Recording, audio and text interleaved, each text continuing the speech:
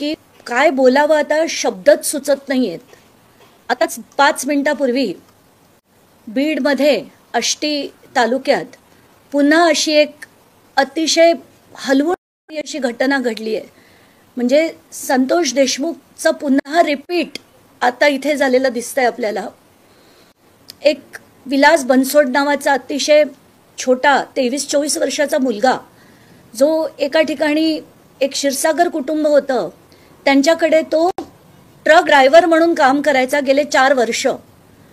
आणि ह्या मुलाला 2 दिवस झाले तो गायब होता आणि त्याला मारून त्याचा मृतदेह तिकडे एका रुग्णालयात टाकून ती माणसं गायब झाली आणि घरच्यांना कळवण्यात आलं की त्याला तिथून घेऊन जा म्हणून.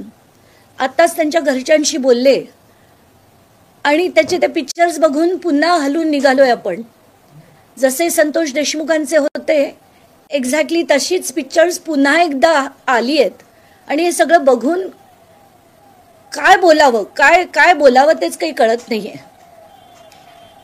आता हे प्रकरण हे आज काल त्या शिक्षकाचं प्रकरण की बँकेच्या बाहेर त्यांनी स्वतःला गळफास लावून घेतला आणि त्याचं मी पूर्ण बघत होते की 18 वर्ष त्याला पगार नव्हता आणि पगार मागितला म्हणून तू फाशी घे म्हणजे तू पण मोकळा होशील आणि तुझ्या जागी दुसरा ठेवायला आम्ही पण मोकळे होऊ म्हणणारी जी माणसं आहेत, ते ही सगळी माणसं कशी म्हणायची आपण?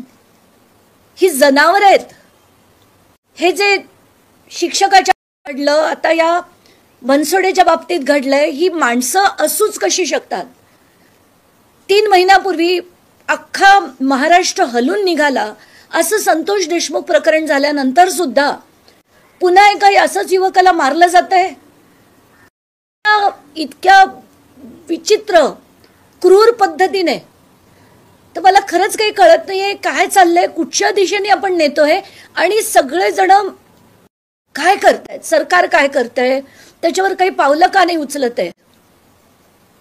मला तर दोन्ही म्हणजे पहिलं तर मी आज शिक्षकाबद्दल बोलणार होते. त्याची ती 3 वर्षाची छोटीशी मुलगी आहे, तिचं आयुष्य पुढे काय होणार, कसं चालणार. वडील जे त्याच्या प्रेताला कवटाळून रडत होते त्यांचं काय होणार. हे सगळं ऐकून ना असं डोकं असं सुन्न होतं, विचार करण्याची क्षमता बंद होते आपली. मला ना खरंच कळत नाहीये की आपण हे काय करतोय आणि हे सगळं बंद करण्यासाठी आपण काय करायला हवं मला नाही कळत आहे. आज त्या शिक्षकाच्या घरी पण इतकी त्याचे मी सगळे आझाद मैदानचे आंदोलनाचे फोटो बघितले, त्याचे ते व्हिडिओज बघितले. 6 फेब्रुवारीपासून 26 फेब्रुवारीपर्यंत आझाद मैदानला त्यांनी आंदोलन केलं. काय साध्य झालं? तो आझाद मैदान म्हणजे सगळ्यात मोठा डिप्रेसिंग पॉइंट आहे मुंबईचा. कुठून कुठून महाराष्ट्रभरातनं लोक येतात, तिथे आंदोलनं करतात. एक अपेक्षा असते की सरकारने त्या आंदोलनाची नोंद घ्यावी, दखल घ्यावी, काहीतरी कारवाई करावी. पण कुठे कधी काही कारवाई होत नाही. सगळे येतात त्याच पावलांनी परत जातात.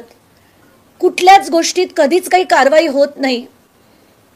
आणि तसंच याच्या बाबतीत झालं. 2023 मध्ये त्यांनी ते आंदोलन केलं आणि 2 वर्ष काही झालं नाही म्हणून शेवटी त्याला प्राण द्यावे लागले.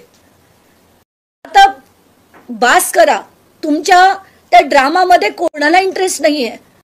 देवाची कबर काय, काय झटका काय, मटका काय, हलाल काय, सगळी चर्चा याच्यावर चालते. आणि याच्यावर चर्चा कोण करणार? कायदा सुव्यवस्था कशी जागेवर परत आणणार? हे मृत्यू कसे थांबवणार? ही दहशत कशी थांबवणार? याच्यावर सरकार कधी चर्चा करणार? विरोधी पक्ष कधी चर्चा करणार? का हाच फालतूपणा आपण वर्षानुवर्ष महाराष्ट्रात बघत राहायचा?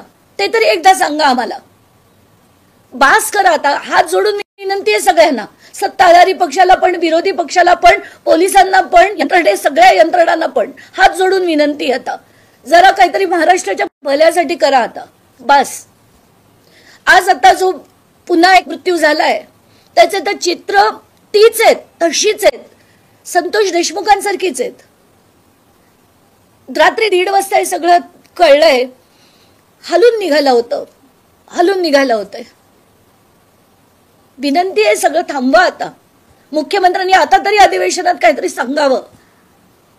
बीडची जी स्थिती झाली आहे तिथे काहीतरी वेगळ्या प्रकारचा रूल आणावा, कारण आता हे सगळ्या हाताबाहेर गेलेलं आहे. सगळे अधिकारी तिकडचं बदलून टाका, कारण ही सिस्टम त्यांची अगदी घाण सडवून टाकलेली सिस्टम आहे. तिथे ती आता बदला प्लीज. धन्यवाद. आपण पाहिलं असेल तर अजित पवार हे पालकमंत्री असं आपल्याला वाटतं का की अजित पवारांचं बीड जिल्ह्याकडे लक्ष नाहीये? कसले पालकमंत्री? एकदा ते गेले बीडला, कुठली ते पद काय करतायत त्यांनी सांगावं. की सगळी प्रकरणं आहेत, हे जे सगळ्यांचे प्राण गेले त्यांची नावं तरी माहिती आहेत का पालकमंत्र्यांना? त्याच्यावर काय कारवाई केली, कोणाला निर्देश दिले? पद भूषवायची आहे त्यांना, कोणालाही काम करायचं नाहीये. आणि एकदा जाऊन आले बीडला, त्याच्यानंतर आपण एक चकार शब्द त्यांच्याकडनं ऐकलेला नाहीये. आता बीडमध्ये प्रकरण व्हायरल होतात, समोर येतात आणतायत. यापूर्वी सुद्धा असे प्रकार घडत होते, समोर काय येत नव्हते? राजकीय काही नेत्यांच्या लोकांवरती दहशत होती का लोकांना? आता मी बोलते आणि हे प्रकरण कळतंय की नाही तेवढ्यात आणि एक फोन आलाय एका बाईचा, आणि तिच्या मागून कोणतरी बोलत होता. म्हणून मी तिला म्हटलं की तू त्यांना फोन दे.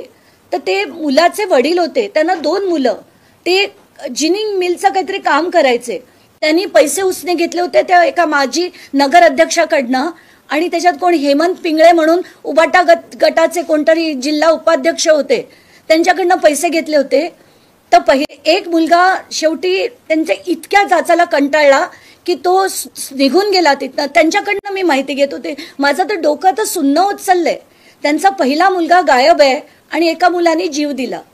ती त्यांनी परत घटना सांगितली. मला कळत नाही की बीडमध्ये चाललंय काय, आणि सगळे आमदार खासदार सगळे 2-2 मंत्री काय करत होते तिथे. धनंजय मुंडेंच्या सगळ्या घटनांमध्ये किती कारणीभूत आहे तुम्हाला असं वाटतं? धनंजय मुंडेंची वचक सगळी ही जी घाण आहे ना, ही सगळी घाण करणारे हेच सगळे मंत्री संत्री आहेत, आमदार आहेत. आताच्या घटकेला हे जे मी 3रं प्रकरण तुम्हाला सांगते ना, हे पण एक कराडचे सगळे साथीदार होते असं त्यांच्या वडिलांचं म्हणणं आहे. तर मला खरंच कळत नाही. आणि रोज याच बातम्या ऐकून ना डोकं तर बधीर झाले, बधीर. संतोष देशमुख प्रकरणानंतर यंत्रणा असतील, पोलीस यंत्रणा असतील, गृह खातं असेल, गृह मंत्रालय असेल, गृहमंत्री असतील, काहीतरी बदल अपेक्षित होता, काहीतरी जरा अपेक्षित, सगळंच अपेक्षित ठरलं. बघा ना तुम्ही, 3च महिना अख्खा महाराष्ट्र हलून निघालाय, आणि त्याच्यात काल रात्री असा प्रकार घडतोय, पुन्हा घडतोय. तसंच पायावर मारलंय, तसंच पाठीवर मारलंय, तेच फोटो टाकलेत, आणि बघूनच कसं तरी होतं आपल्याला. काय गृहमंत्र्यांना मी मागेच सांगितलं होतं की तुम्ही बीडच्या संदर्भात काहीतरी आता या आमदार खासदारांवर काहीतरी वचक काढण्यासाठी विधान करा. तर या अधिवेशनात करतो म्हणून मला आश्वासन दिलं होतं त्यांनी, अजूनपर्यंत आलं नाही. आणि हे रोज आपण ऐकतोय नवीन प्रकरण. माझी काय भूमिका आहे हे सगळं मांडून स्वतःचं डोकं बधीर करून घेणं हीच भूमिका आहे माझी. काय मिळणार आहे? सत्ता काय सुरू आहे तुम्ही बघताय. त्या अबू आझमीला काढा, झटका काय, हलाल काय, औरंगजेबाची कबर काय, काय चाललंय हे त्यांचे विषय बघा, आर्ग्युमेंटचे विषय बघा सगळ्यांचे. कोण आपल्या लोकांसाठी लढताना आपल्याला तिथे दिसतंय, कोण आपल्या लोकांसाठी झटताना आपल्याला तिथे दिसतंय अधिवेशनात? कोणीच नाही. चला धन्यवाद. प्लीज काहीतरी करा अशी सगळ्यांना विनंती. घटना घडताय आता शरद पवार यांना बीडमधल्या घटनांविषयी त्यांना चिंता वाटते, घटना वाढते त्याच्याविषयी. आता त्यांना देखील मी काय म्हणू मला कळत नाहीये. त्यांच्या वयाचा आदर, त्यांच्या सगळ्याचा आदर, पण हे काय आहे? म्हणजे ही जी माणसं आहेत, तर वडील म्हणून त्यांच्याकडनं अपेक्षित होतं ना की त्यांनी त्यांच्या लोकांना त्यांचा कान पकडणं, चुकल्यावर कान पकडणं. तर ते काय म्हणाले होते मागच्या वेळेस की धनंजय मुंडेला आम्ही अनेक वेळा पाठीशी घातलं. काय काय त्यांच्या गोष्टी पाठीशी घातल्या, का घातल्यात पाठीशी तुम्ही? तिथल्या तिथे त्यांना जर धडा शिकवला असतात शरद पवारांनी तर आज हे सगळं घडताना दिसलं नसतं. बीडमधले जेवढे आमदार आहे, एक पंकजा मुंडे सोडून सगळे त्यांच्या पक्षातले होते. काय केलं त्यांनी? त्यांना काय शिकवलं त्यांनी? त्यांना आत्ता पण आज जे मला 3रं प्रकरण कळलंय, उबाटा गटाच्या लोकांनी काय कारवाई करतील ते.